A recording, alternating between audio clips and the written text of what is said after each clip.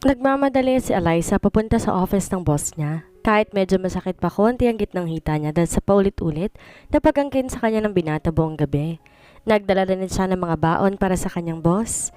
Tanghali na rin at naisipan niyang ipagluto ito at dalhan sa office. Humugot muna siya ng malalim ang paghinga dahil kinakabahan siya. Baka hindi nito magustuhan ng kanyang niluto. Sana naman wag choose itong boss ko. Nag-effort pa naman ako ipagluto siya nitong kaldereta, pinasosyal. Natawa na lamang siya sa kanyang sinabi. Di pa siya nakakalapit ng tuluyan sa may office no nang may marinig siyang daing ng dalawang tao. Faster! Daing ng babae. Kinabahan siya dahil sa kanyang narinig. Habang papalapit, isang palakas na kabog ng kanyang dibdib. Babe! Boses yun ni James. Nangangatog ang tuhod at dadalawang isip kung papasok pa ba siya o hindi. Pero baka makalistorba siya sa boss niya. Pero dapat niya munang malaman kung anong nasa loob at ano ang ginagawa nila. Dala ng kuryosidad, pinihit niya pa rin ang nakaawang na doorknob. Baka sakaling mali lang ang kanyang narinig. Dahan-dahan sa naglakad palapit sa office niya. Palakas ng palakas ang unang babae. Tinig na nag-iisang katawan at mga unang dalawa ang naririnig niya sa buong silid. Napahawak ang isang kamay niya sa bibig na makita mismo ng dalawang mata ang ginagawa ng boss niya at ng babaeng ito. Muntik niya nang mabitawan ang dalang hawak dahil sa nakita. Her boss standing naked while the woman lying on the table. Di siya nagkakamali dahil ang boss niya mismo ang kanyang nakita at ang babae nito. Muntik niyang mabitawan ang dalang hawak. Hindi siya makapagsalita at parang nasamid siya sa kanyang sariling laway. Nakanganga lamang siya at hindi makapaniwala na para bang nakakita ng multo. Kung umalis siya doon, dala ang baon na hawak, ibinigay niya iyon sa guard. Nagtataka man ang guard pero sinabi niya na lang na bigay po yan ni James. Masakit isipin, ginamit lang pala siya nito para gawing parausan. Isa lang din pala siya sa mga babaeng pinaglalaroan. Boss niya ito at ano magagawa ng pagiging sekretary niya kung may ibang gusto ito. Wala siya magagawa kung hindi ang umuwi doon at umiyak. Sa kanyang kwarto, namumugto ang mga mata niyang lumabas sa kanyang silid. 8:00 na rin at kumakalam ng kanyang sikmura. Pumunta siya ng kusina para maghanap ng mailuluto. Kinuha niya ang karne sa ref at hinugasan. Nag-slice siya ng kaunti at saka yung mga ingredients. Balak niya pa sanang mag-adobo. Nilagay niya na ang karne sa kawali at saka hinintay iyong lumambot. Habang naghihintay, lumingali nga siya sa paligid. Wala ang boss niya. Busy yan masyado sa babae niya kaya wala dito. Nasabi niya na lamang. Yung nakita niya kanina, sumikip ang dibdib niya dahil doon. Di niya alam kung bakit nagpakatanga siya sa boss niya. Binigay niya ang kanyang pinakaingatan. Naulit kagabi at kanina may iba na pala tong kaniig. What a stupid self. Inang katangahan. Sambit niya. Nilagay niya na lang ang mga ingredients sa kawalit saka hinintay iyong maluto. Naghain na rin siya ng kanin at sandok. Sakto namang luto ng kanyang niluluto kaya't sumandok siya. Napapansin niya mula kanina pa pag-uwi niya sa bahay ni James, wala na mga kasambahay. Mag-isa lang tuloy siya sa bahay ng lalaki. Siya lang nasa pagkainan at mag-isa, walang gana. Pero kumain siya para may laman ang kanyang tiyan. Oh yeah, I won't promise but let's see. Natigil siya sa pagsubo nang marinig ang boses ng kanyang boss. Papalapit sa may kusina kaya di niya na lang to pinansin nang makita niya. Oh, so you're alone?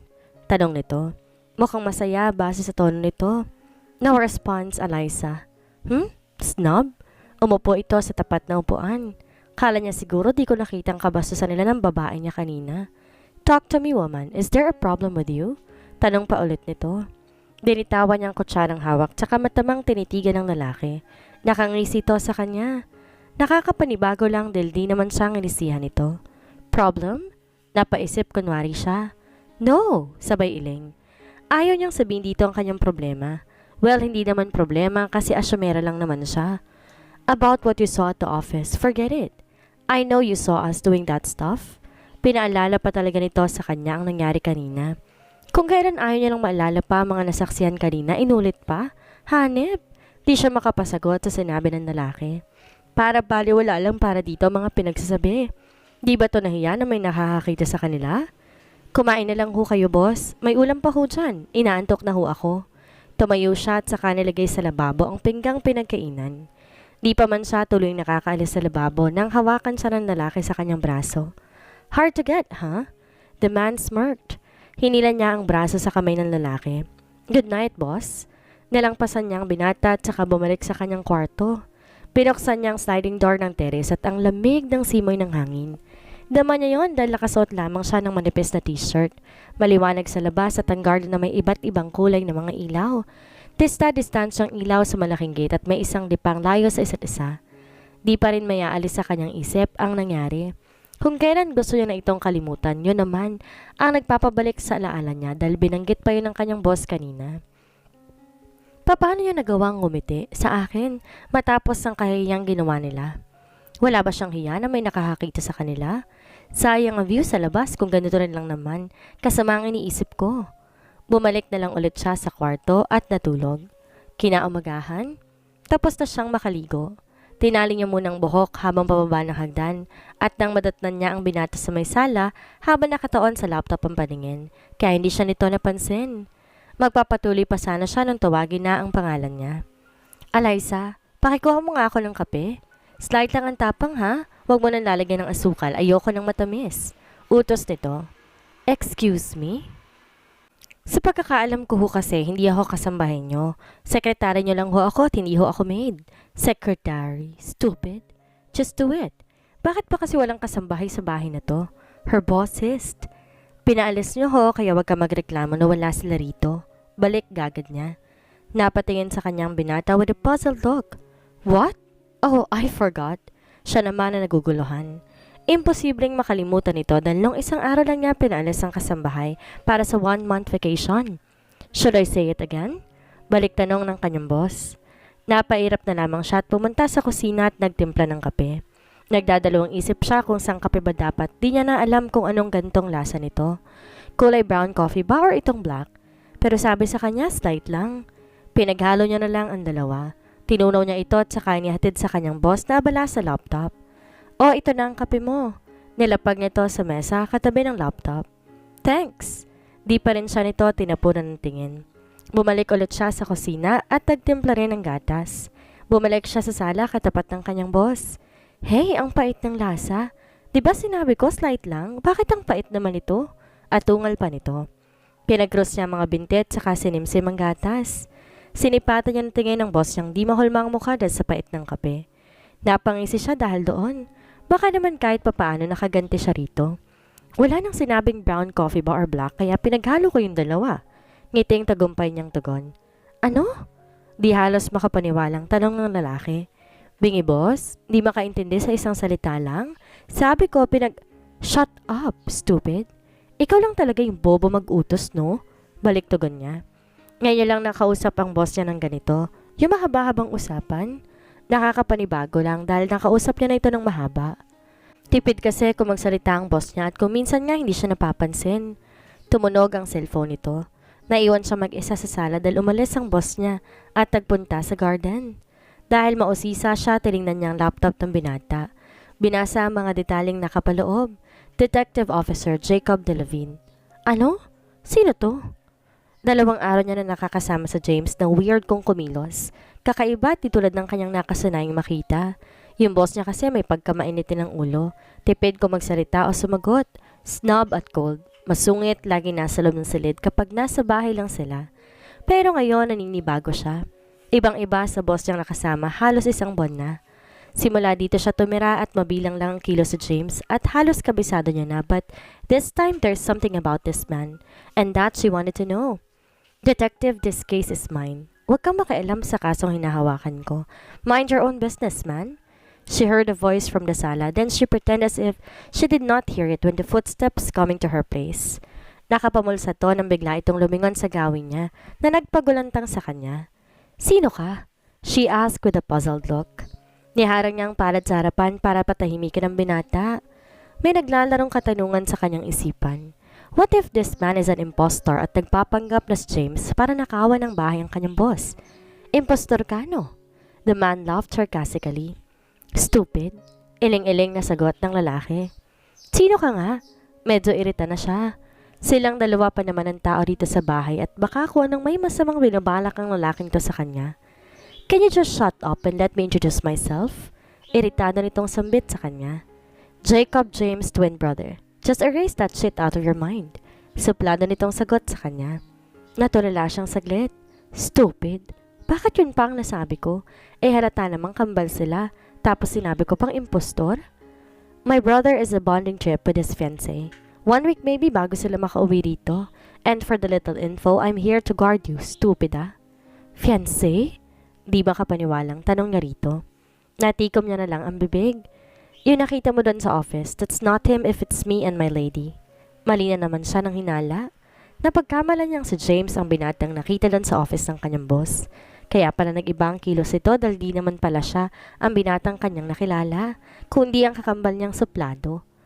Nasaan sila ng fiancé niya ngayon? May fiancé na ito at bakit pa nga ba siya magtatanong kung nasaan ang boss niya? Dapat nga wala na siyang concern dito dahil wala naman silang connection sa isa't isa. Secretary in the CEO, plain and simple. Kakasabi ko lang stupid di ba? He is. Iniwan siya ng binata sa garden. Pero di maproseso ng utak niya ang mga nalaman niya kanina. Napaupo siya sa table sa may hardin dahil nangihinang kanyang tuhod. Sumisikip ang kanyang dibdib. Isa din pala ako sa mga naging collection niya. Ginamit niya ako kasi ako yung nandito. Ang tanga-tanga ko lang, bakit di ko agad napansin at napag-isipan na darating sa puntong walang kahantungan? Umaasa lang pala ako sa mga sweet gestures at matatamis yung mga salita. Baka magaya ka lang sa ina mong binuntis at walang amang kinilala. Ayan, sige, barkada pa. Huwag ka lang uwi rito na may dinadalang bata, ha? Napaiyak siya ng malala sa sinabi ng kanyang tiya bago siya palayasin sa kanila. Lumaki siyang walang ama dahil nagahas ang kanyang ina sa hindi kilalang lalaki. At eto siyang naging bunga sa nabubuhay sa mundong puro pasakit. Nasabi niya sa sarili noon di siya papaapekto sa mga lalaking bago niya lang nakilala. Pero sa hindi inaasang pangyayari, nabigay yon sa lalaki na kilala niya lamang sa isang gabi. Flashback. Yan, cheers pa. Tagay pa tayo. Sigaw ng kaibigan niyang si Sandra.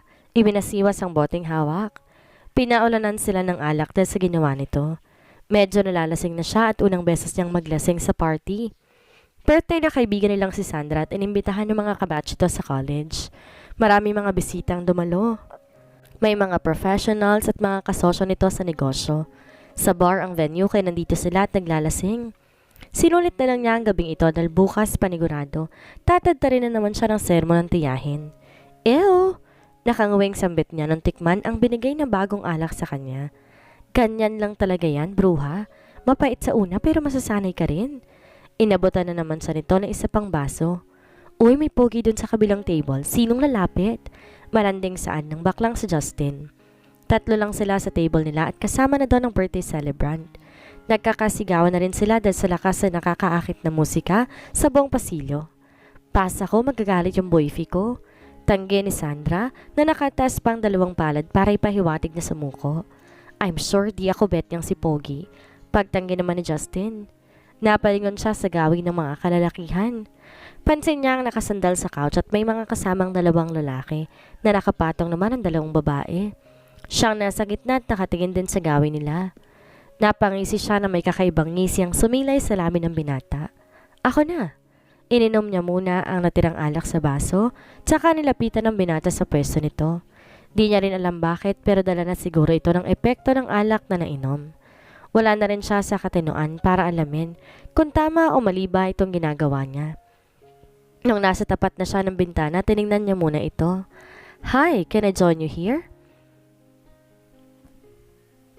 You are alone and your friends have fun. I'm James. Hinapit niya ito sa bewang at iginiya sa mga hita nito para kumandong. Di naman siya umangal dahil agad siyang siniil ng halik sa mga labi. Napaayos siya ng salaig ng lalaki habang pinapailalim ang halik. Bumababa ang halik nito sa may leeg niya. At dahil sa kakaibang sensasyon na hindi mapigilan, napaliyad siya para tuluyang maangkin na ang binata. Hindi siya makapalag sa bawat halik ng lalaki. Ang alam lang niya ay ang tanging pangalan nito. I will take you home. I badly need you right now. Bulong ng binata sa bandang tenga niya. Binuhat siya nito papunta na sasakyan, tsaka naman siya siniil ng halik. Nagiinit ng kanyang sistema, dala na rin ang mga nainom niya kanina. Ayoko dito sa kotse, masikip. Saan niya pa? Aha, aggressive. Pinaharurot ng binata ang kotse, papaalis na sa bar na yon. Dinala siya sa bahay nito at saka pinangko hanggang sa may kwarto. Marahas na pinunit ng binata ang suot niyang blouse, tumambad sa harapan ng kanyang umbok ng dibdib. James started licking her neck down to her breast. His hand unstrapped her bra. Tuluyan ang tumambad ang malusod niyang dibdib. Ipinagduldulan niya ang ulo ng binata sa kanyang dibdib.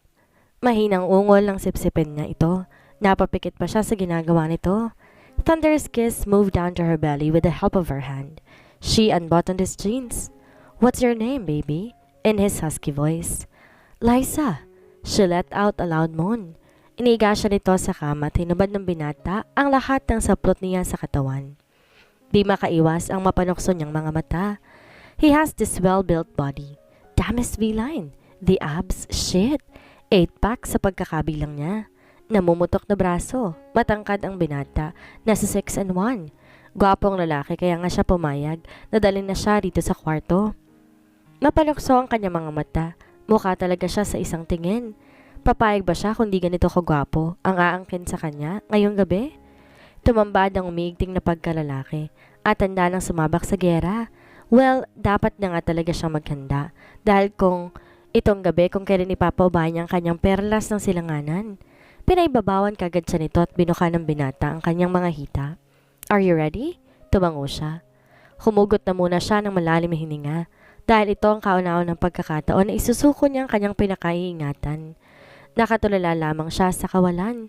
Wala naman siyang trabaho kasi dito na lang dinala sa mga paperworks na dapat sa office ito mismo. Wala rin siyang gana na lumabas ng silid dahil aabutin niyang sapladong kambal ng boss niya. Si Jacob, her boss twin brother. Kaya pala iba ang kinikilos at pananalita nito. Magkakaiba sila pareho na di niya agad yun nahalata. "Eliza, open this door. I have something to give." Kanina pa katok ng katok na nasa labas ng kanyang kwarto. Nambabara na naman to panigurado. Bulong niya pa sa sarili. Di niya tinagon ang pagtawag sa kanya. "This damn door woman?" Nabigla siya nang mawasak ang pinto ng kanyang kwarto. Kinakabahang napahawak sa gilid ng kama nang makita ang lalaking may dalang malaking maso. "How many times do I have to call you?"